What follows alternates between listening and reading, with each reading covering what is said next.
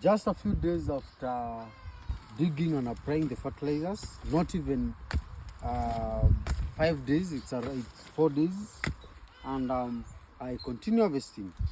All that you need when it comes to sukuma wiki farming, all that you need to keep your leaves growing day by day, you need good watering, you need fertilizer application, and also you need to make sure that it's well weeded and light digging of the beds or where you've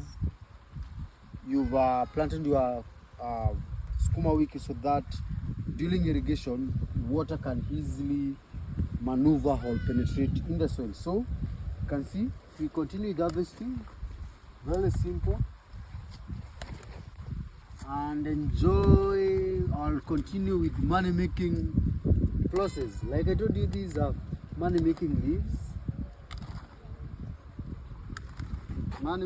and with well taken care of, you can make good money out of it. You can make a lot of money.